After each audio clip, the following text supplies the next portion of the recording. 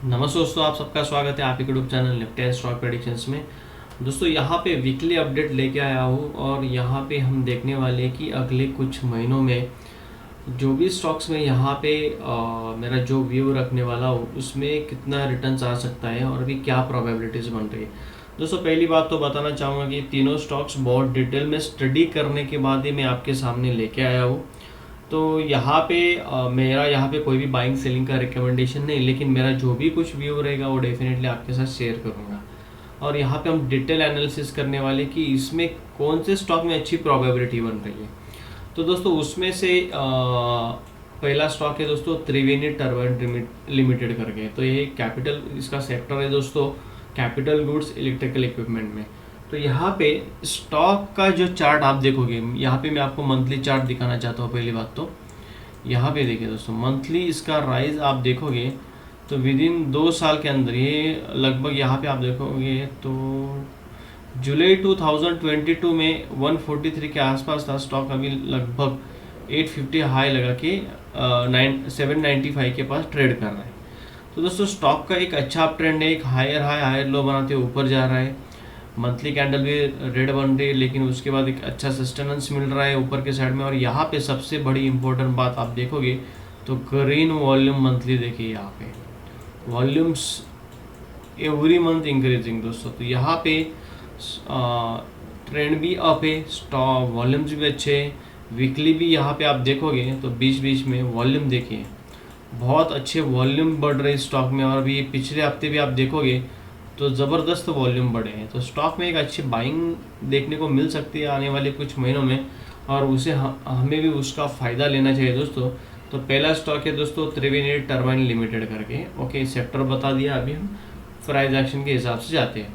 तो दोस्तों यहाँ पे मैं डेली टाइम फ्रेम पे आपको लेके जाना चाहता हूँ। यहाँ पे आप डेली टाइम फ्रेम पे देखोगे तो स्टॉक ने जब भी लास्ट टाइम इस एरिया पे जब भी ब्रेकआउट दिया, वॉल्यूम देखिए ज़बरदस्त इंक्रीज हुए, ऊपर के साइड गया, उसके बाद साइडवेज हो गया स्टॉक। साइडवेज होने के बाद यहाँ पे देखिए जो प्रीवियस रेजिस्टेंस था दोस्तों, वो रेजिस्टेंस को टेस्ट करने के बाद आया, टेस्ट करने के लिए आया, रिटेस्ट किया। यहाँ पे एक अच्छी बुलिश मारुबोजी कैंडल बनाई, वॉल्यूम भी अच्छे बने। उसके बाद कंटिन्यूसली लास्ट 3 सेशन देखोगे आप तो वॉल्यूम भी बढ़े और स्टॉक ने ये प्रीवियस जो रेजिस्टेंस था उसको रिटेस्ट किया, एज वेल एज ये जो ट्रेंड लाइन बन के आ रही थी ऊपर से उसका भी ब्रेकआउट दिया with volume. So this is a very high probability setup. ऐसा सेटअप बहुत अच्छा काम करता है दोस्तों, लेकिन हर बार करेगा क्या पता नहीं, लेकिन उसके लिए हमें हमारा एसएल के साथ काम करना है और उस हिसाब से काम करना है।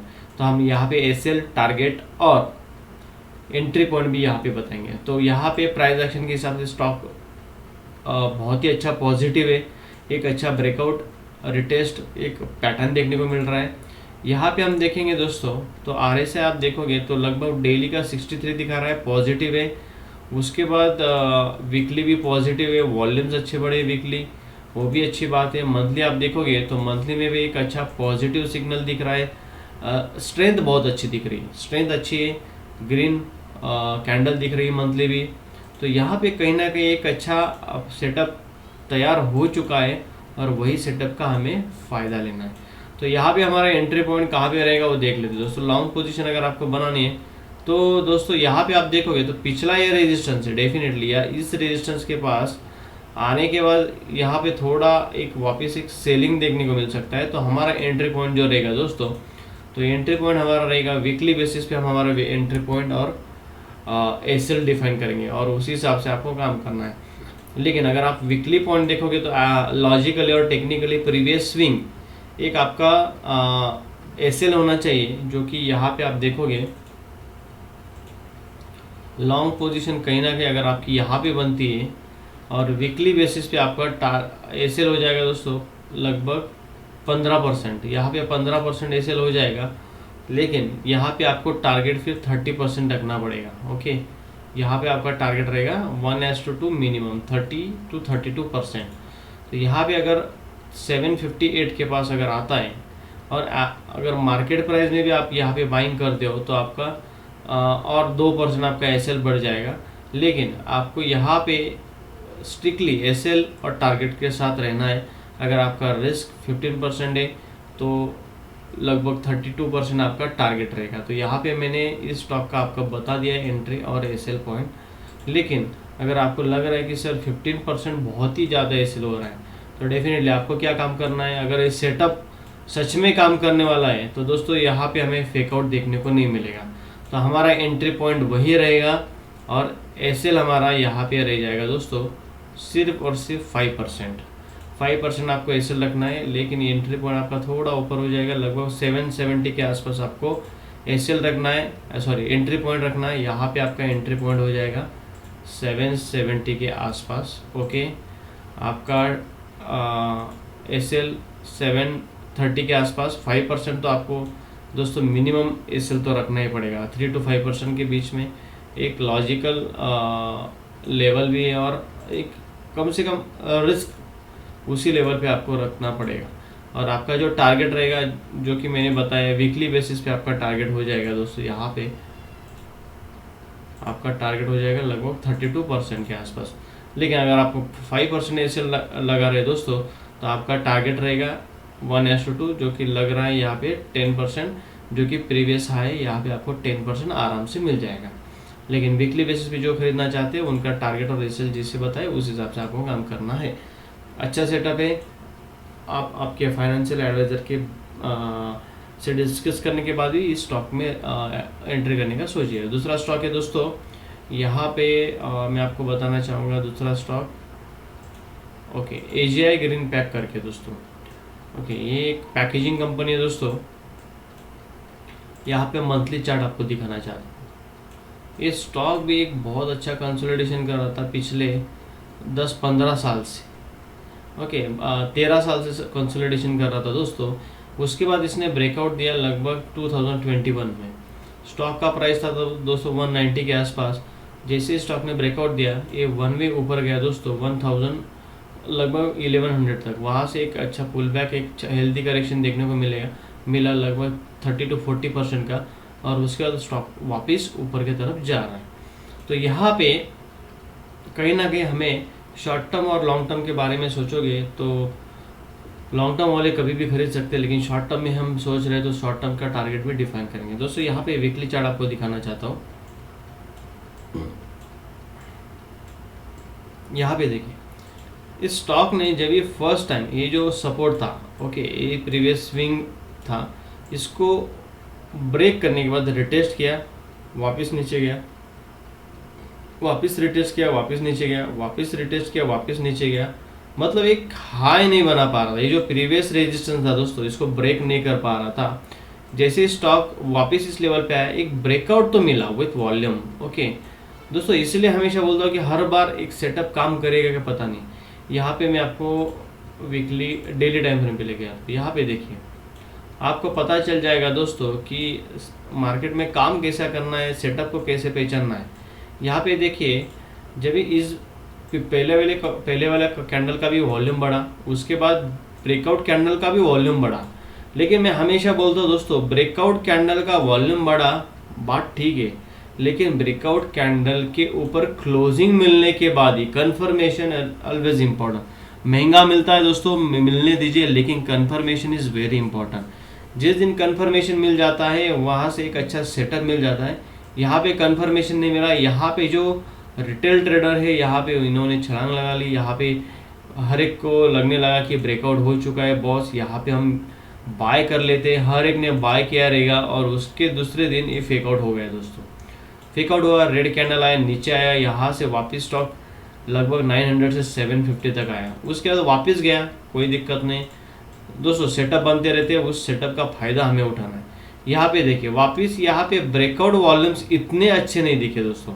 ओके, इस लेवल के ऊपर हमें बाय करना था, क्योंकि ये जो प्रीवियस ब्रेकआउट था इसके ऊपर हमें बाइंग चाहिए थी।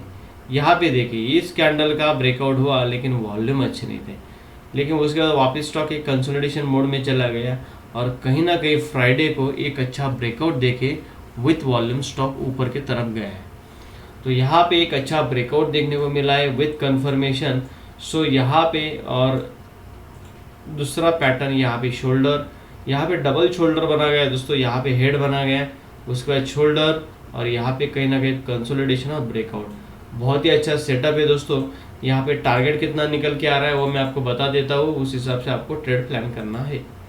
यहाँ से आप देखोगे तो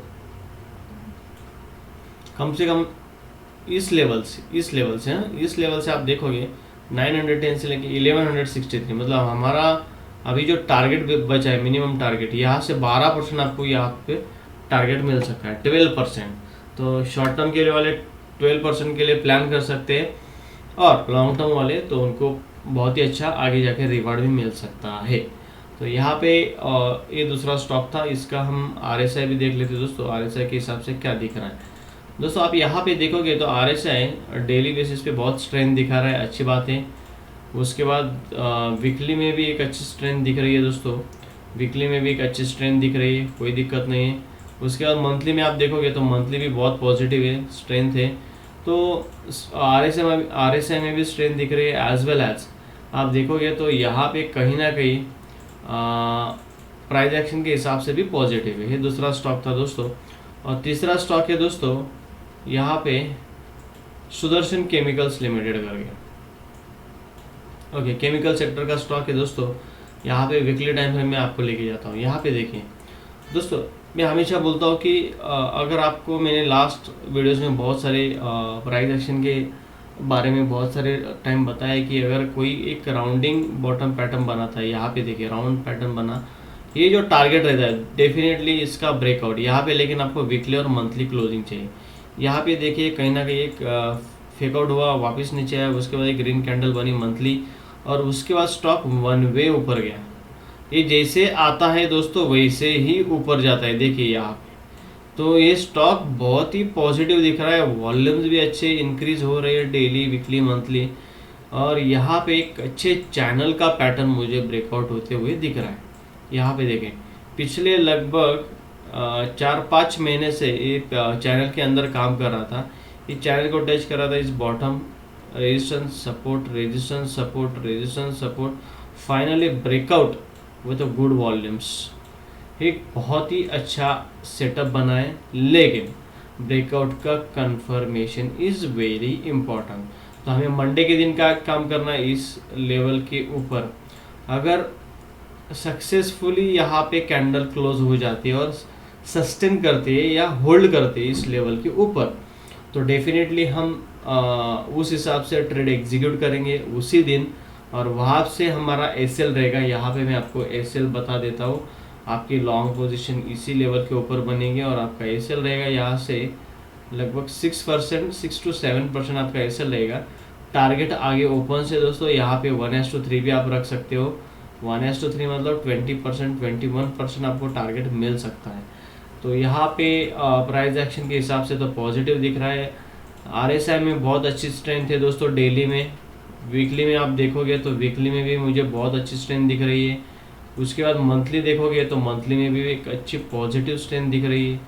तो यहाँ पे कहीं ना कहीं अच्छा स्ट्रेंथ दिख रहा है RSI में। और यहाँ पे सबसे बड़ी बात आप देखोगे पिछले 5-6 महीने का वॉल्यूम देखिए दोस्तों, ज़बरदस्त वॉल्यूम बढ़ा है, तो स्टॉक अच्छा दिख रहा है। अगर लेकिन आपको यहाँ पे एंट्री लेनी तो डेफिनेटली आपका जो कोई फाइनेंशियल एडवाइजर रहेगा उसके एडवाइस के बाद ही लीजिए। यहाँ पे मेरा जो कुछ भी व्यू था वो आपके सामने रखा है। स्टॉक्स अच्छा पैटर्न बन रहा है, पॉजिटिव है, गिरते हुए मार्केट में स्टॉक्स बढ़ रहे हैं, तो डेफिनेटली कहीं ना कहीं स्टॉक्स में स्ट्रेंथ है। दोस्तों अगर वीडियो अच्छा लगा है तो डेफिनेटली लाइक और सब्सक्राइब कीजिए और शेयर कीजिए। Thank you for watching.